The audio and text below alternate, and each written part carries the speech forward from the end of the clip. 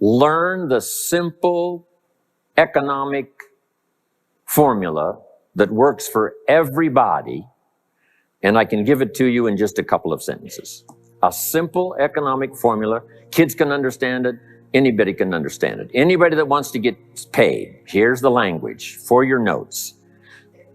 We get paid for bringing value to the marketplace. That's as simple as you can put economics. Anybody that wants to get paid. You get paid for bringing value to the marketplace. The marketplace is the people. Now, the value we bring is one part of it, a product or a service. But here's the other part, the value you become.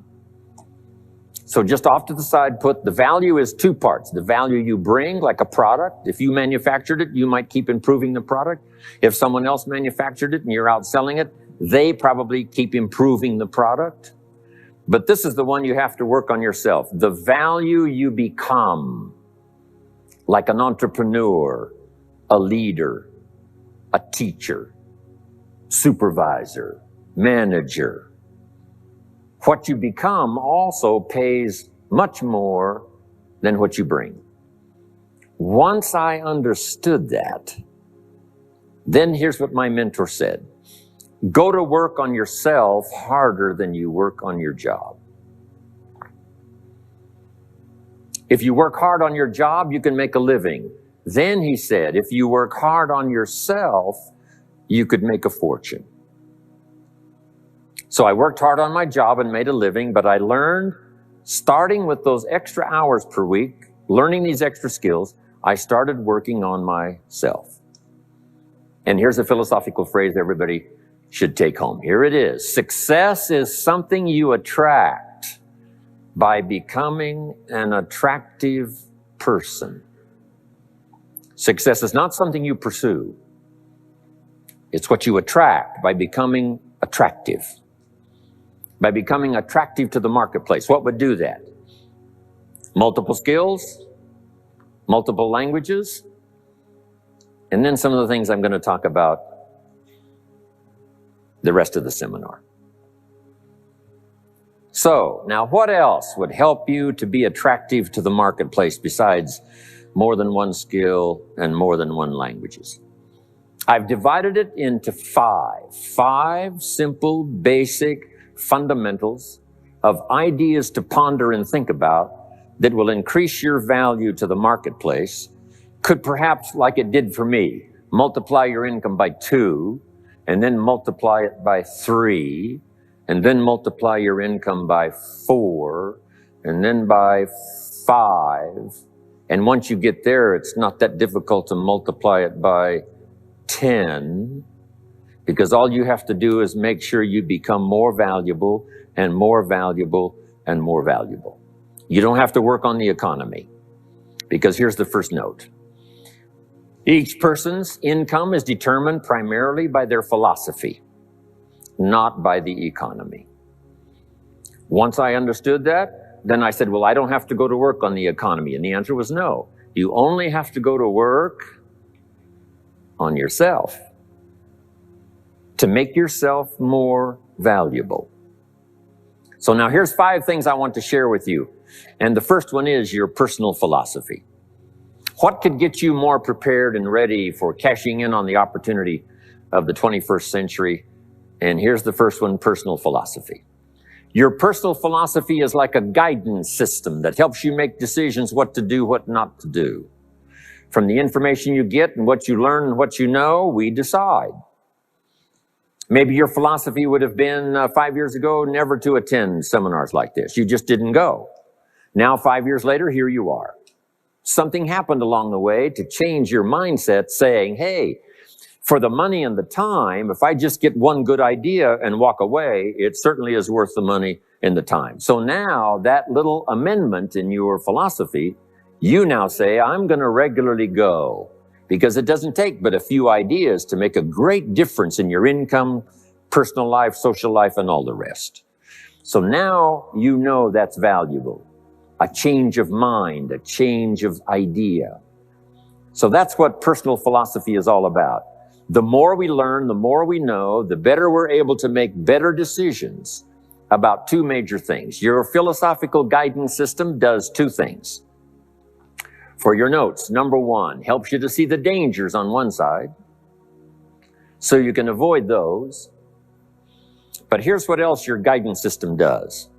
Personal philosophy helps you to see the opportunities on the other side so that you can expand those, maximize those. And here's what that's called. The game of life is to minimize the dangers and maximize the opportunities. And the more we know and the more we learn, the more experience we gather in sessions like this, from the sermon on Sunday morning to the books we read and all the rest, helps us to keep continually adjusting our philosophical guidance system so that we minimize more dangers, maximize more opportunities. That's really the game of life. I couldn't put it much more simply. So number one, we're affected by what we know. Now, how do we know more things and learn more things that'll help us readjust our thinking so we can avoid the dangers, maximize the opportunities? Here's number one, learn from personal experience. One way to learn to do something right is what? First, do it wrong, right? Mess up, and then you say, wow, that was costly. I'm never going to do that again. So one way to learn to do it right, first do it wrong. Sometimes a negative experience turns out finally to be positive. They say if you survive your first heart attack, you may now live to be a very old person. Why is that? Well, that first heart attack, if you survived it, is called a wake-up call. And maybe the doctor said, one more of these and you're history. And you said, wow. And you make it for the health food store. And you start reading every book you can find on good nutrition, how to avoid another one of these heart attacks. And you start jogging and start walking and doing all of the stuff. And this total change of lifestyle could now save your life and cause you to live to be a very old person. Here's what my mentor said, that's some of the best advice I ever got. He said, Mr. Rohn, if you will change, everything will change for you. If you'll start making personal changes, your income will change, your health will change, your future will change, everything will change, if you're willing to start making the changes. So sometimes a negative experience now causes us to really make a sudden shift in our philosophical guidance system that says, hey, I'm never going to let this happen to me again. Fantastic. Now, here's the next way to learn, and that is to learn from other people's experiences, whether they are negative or positive. It's too bad failures don't give seminars like this. Wouldn't that be good information? Now, we don't want to pay them, so they don't lecture, but their information would be valuable. If you know a guy that's messed up his life for 40 years, you have to say, John, would you spend a day with me? And I will bring my notebook and take good notes. A good-looking guy like you, beautiful family, every reason to do well, threw it all away. Teach me how for the last 40 years you messed it all up. And he tells you, and you take good notes. Learning from the negative side of someone's experience. If somebody tells me these eggs are rotten, I'm not going to make an omelet and try it, right? I'm just going to take their advice and their know-how. So, learn number one from your own experiences, learn number two from other people's experiences. And my mentor taught me to always keep a journal. Here's what he said, don't trust your memory. If you want to live a dynamic life, multiplying your income, multiplying your future, be a good student. If a good idea comes your way, write it down, then ponder it, then perhaps go do it. Okay. Now, your philosophy comes from what you learn, comes from what you know, comes from other people's experiences. 3 ways now to learn from other people. Here's number one, learn from what you see. One of the great watchwords of these early years of the 21st century, pay attention. If you just watch, you can pick up clues. Success leaves clues. And if you'll be a better observer of the winners and the losers, those that are doing well and those that are falling behind, and just take mental notes and good notes and say, I'm going to adjust what I'm doing based on what I see. Here's number 2. We learn so much from other people based on what we hear. Here's good advice on that. Be a selective listener. Listen to voices of value that have experience, ideas, reputation, something valuable to share. Now here's number 3. Read all the books. Now there's millions of books, so you can't read all the books. But make this note. Read all the books you need to read to make you as wealthy as you want to be, as healthy as you want to be, as prosperous, as productive, as unique a human being as you want to be. Read all of those books. Don't leave those books go unread. My mentor got me started on my library when I was 25. I got one of the best. If you saw my library, you would be impressed. I haven't read everything in it, but I feel smarter just walking in it, right? My library. I was smart enough to buy it all. Now I got to be smart enough to read it all. Now jot this down. When you do read, you have to sort through what you read and decide which is valuable to try. That's part of the process of learning. Gathering information and sorting through it. One, the information that would apply to you, and what you think would be valuable based on your current philosophical opinion. So read all the books. Our lives are greatly affected by what we learn and what we know.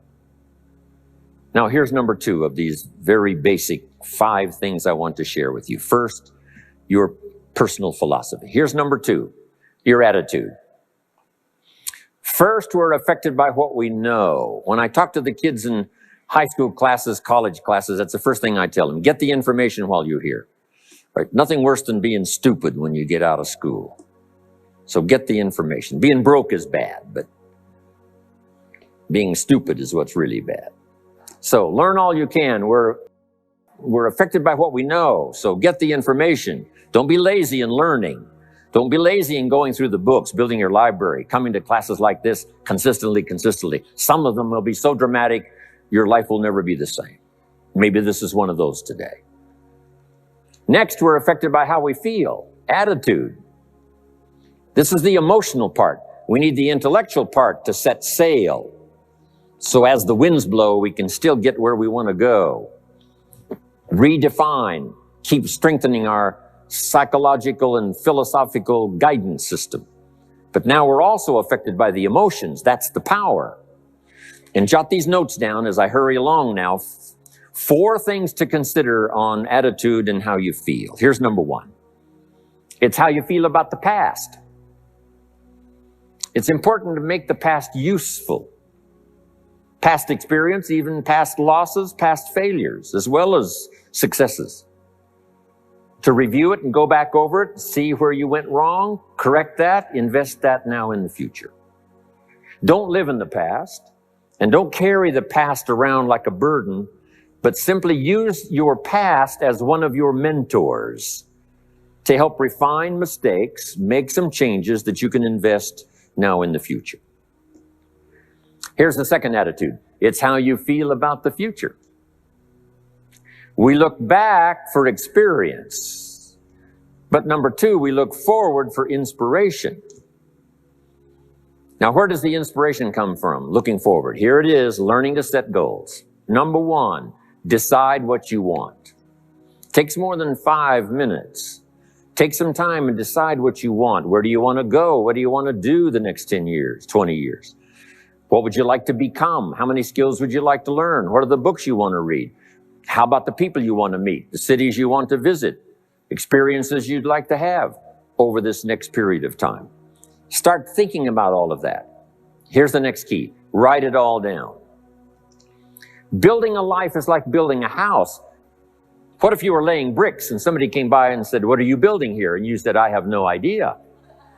See, they would take you away to a safe place.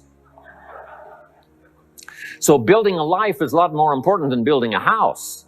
And yet people treat it so carelessly and so casually about planning and making plans for what they want their life to work out to be. So I'm asking you not to be casual anymore. Start designing the future for yourself, for your family, for your business, for your future. Okay, decide what you want. Okay, so from the past we get experience, from the future we get excitement, inspiration by setting goals. Now here's the next advice. Put everything on your list of goals. Little things, insignificant to someone else, but important to you. A goal list is important. You don't have to publish it in the local newspaper. So set goals. Set the goals that'll turn you on, goals that'll get you excited. Put everything on your list. Now, here's the next attitude. It's very important how you feel about everybody. If you want to be a leader extraordinaire, here's what you learn. Each of us need all of us. One person doesn't make an economy. One person doesn't make a symphony orchestra. It takes all of us for each of us to be successful. Each of us need all of us, and all of us need each of us. Each gift is important as we bring it to the table, as we bring it to the country, as we bring it to the community. Learn to appreciate that. Each of us need all of us. Now here's the last one on attitude. It's how you feel about yourself. Nothing more powerful than self-confidence to start multiplying your income by 2, by 3, by 5, by 10. And where does that come from? Make the note. It comes from self-esteem.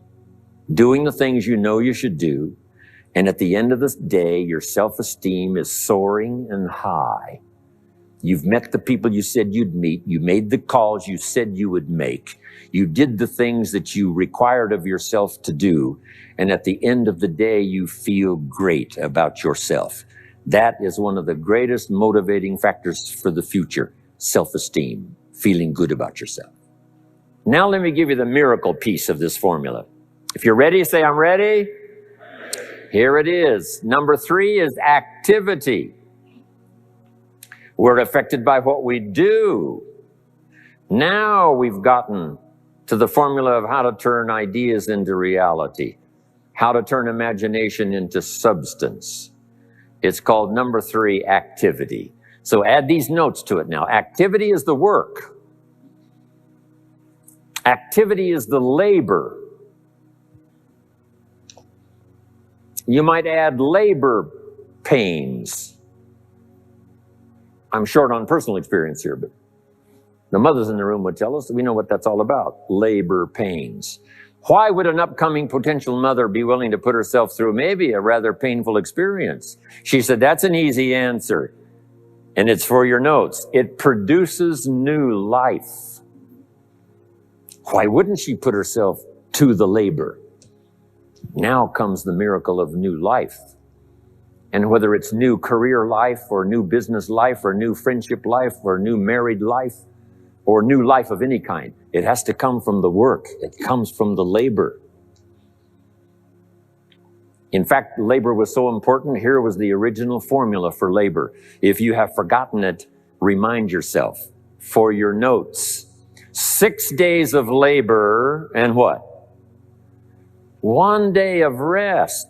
Now, it's important not to get those numbers mixed up. Why is that? Here's why. Why not 5-2? I don't know. Maybe 5 and 2 would be okay. If God would have thought of 5 and 2, he might have made it 5 and 2. But you can't think of everything when you're putting one of these together. But maybe one of the reasons for 6-1, jot this down now. If you rest too long, the weeds take the garden. Not to think so is naive. As soon as you've planted, the busy bugs and the noxious weeds are out to take it. So you can't linger too long in the rest mode. You've got to go back to work. 6 days of work, then rest and spirituality and friendship and change of pace. And then go back over the last 6 days. What did I do? What did I miss? Who did I miss? What happened? So that I can invest those corrections in the next 6 days of higher productivity. Have you got that now? 6 days of work, 1 day of rest. Don't get the numbers mixed up. activity. Now, activity finishes the miracle. Good question for your notes. How did this convention center get here? Let me give you the steps. Number one, somebody saw it while the property was vacant. You say, well, how could you see a convention center if it isn't here? It's the only way it will be here. And somebody has to see it so clearly they can draw a picture of it, saying, this is the convention center. You say, no, it isn't there. They say, yes, this is the convention center. The artist's rendering shows you a picture of what isn't there. That's the beginning of imagination. So to turn nothing into something, here's what you do. Imagine the possibilities. That's why we recommend testimonials for someone to say, hey, I started with pennies and I made a fortune. And when they finish, sometimes they say something like this, if I can do it, what? You can do it. And we start imagining the possibilities. Here's number two, have faith to believe that some of them are possible for you. And both imagination and faith are powerful forces, but we still don't have a hotel. We still don't have a house. Even though those are powerful forces, it is the beginning. Now, imagination and faith must be deposited in activity or it is wasted. But the finishing touch of the miracle process is now, go to work. Go to work and build a better career. Go to work and build good health. You can't have good health without the work. When did we start hearing that phrase? No pain, what? No gain. You got to do the work. You can read all the books until you're wise. You can have faith and believe until it is extraordinary. But now you must go to work.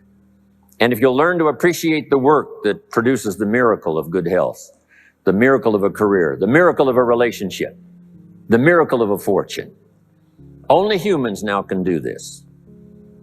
The birds of the field can't do it. No other life form can imagine and create something from nothing. Have faith and then build it and make it real. Only humans. It's an extraordinary gift. Depends on how often you use it. So number one, of the ideas I wanted to share with you to make this an extraordinary opening year century for you is philosophy. We're affected by what we know. Second is attitude. We're affected by how we feel. Third is activity. We're affected by what we do. Now here's the final two pieces.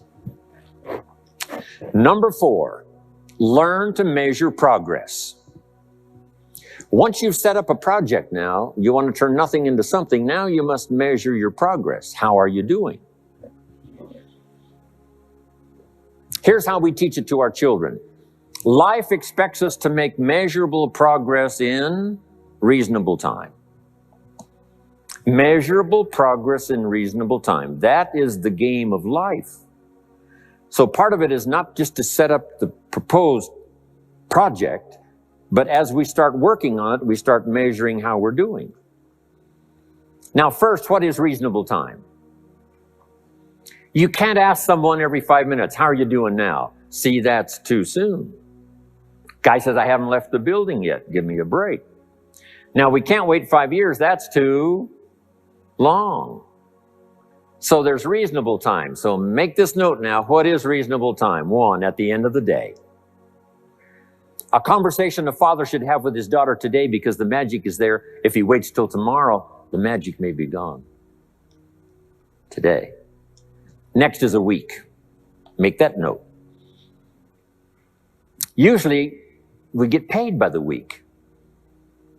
Somebody adds up our value to the marketplace, out comes the check. The next week, somebody adds up our value to the marketplace, out comes the check. What I learned to do is to change my value to the marketplace so the check kept getting bigger and bigger and bigger. I didn't have to change the economy, I only had to change myself.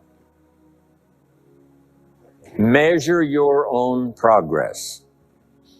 Success is a numbers game. We demanded of our children, how many years do you want your child to spend in 4th grade? Approximately. About 1 year, right? You say, well, if they're nice kids, would you give them 3 or 4 years? You say, no, this is not a nice game. This is getting ready for the future. This is getting ready for the challenges and the opportunities. You can't linger in one grade more than 1 year. Now, make this note. The same should go for us as adults. Don't linger more than 1 year in one grade of learning. Adult, management, entrepreneurship, leaderships of all kind. Keep up the pace of learning. Okay. The numbers. Measure. Count. Now here's the key. Face the truth. If you're only making this much progress, there's no use trying to kid the world, no use trying to kid anybody else, and especially don't kid yourself. If in a period of time you've only made so much progress, you just got to swallow hard and say, this is the truth. I've got to face it. Now, what could I do to start increasing my progress and make my health better, make my income better, make my investments better, make my value to the marketplace much better, get busy learning the second skill and the third skill and the next language and the next language to increase my value? I got to get busy and do that. See if you will do that. I promise you, one of the greatest motivating factors in the world is progress. And if you'll measure it, you'll get excited. Now, here's number 5 of the 5 major things I wanted to share with you to make these opening years of the 21st century really pay off for you. And here's the word, lifestyle. Learning to live well, because the ultimate essence of life is not a Ferrari. The ultimate essence is not a home. The ultimate essence is not a bank account. It's not $1 million. It's not a fortune. Here it is.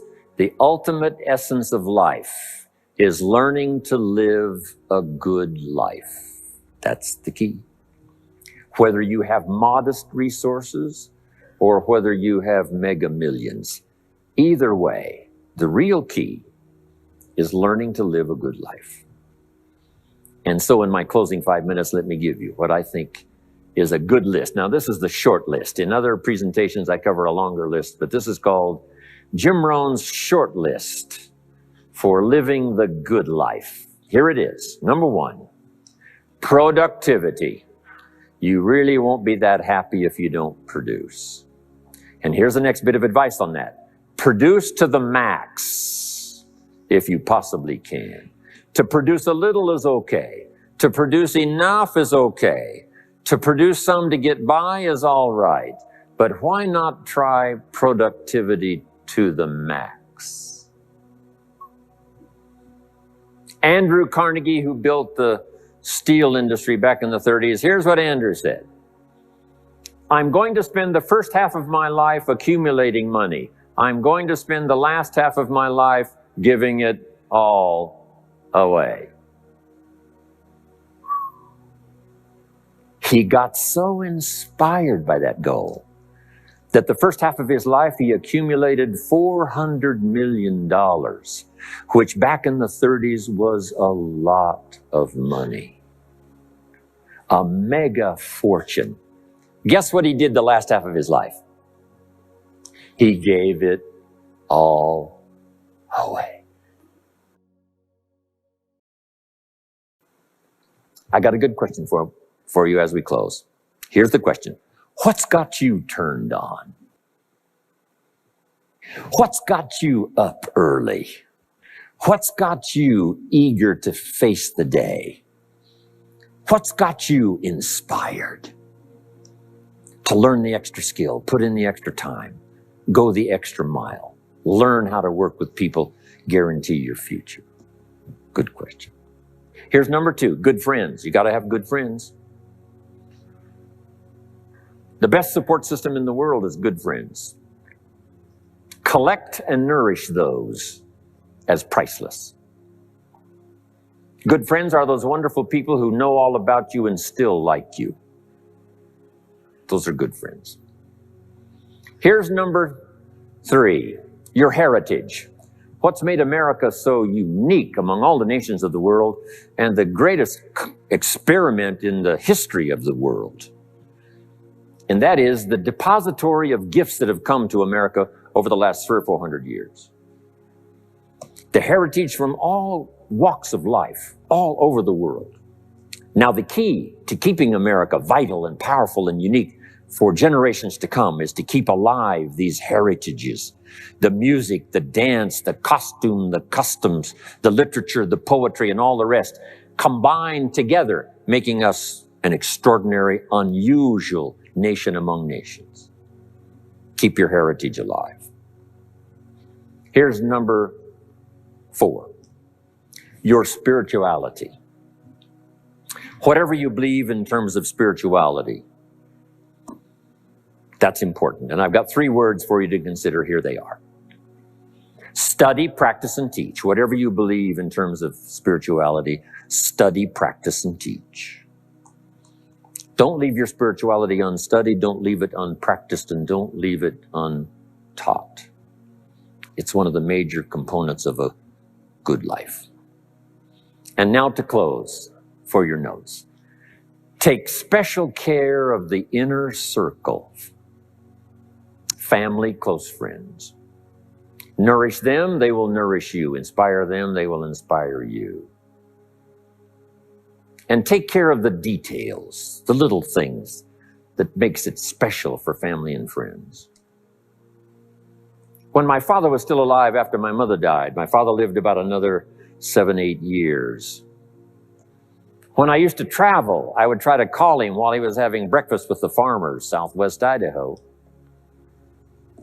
Make a special day. If I'm in Israel, I got to get up in the middle of the night, but I call in the middle of the night, Papa, I'm in Israel. And they would bring him the phone in this little cafe called the Decoy Inn.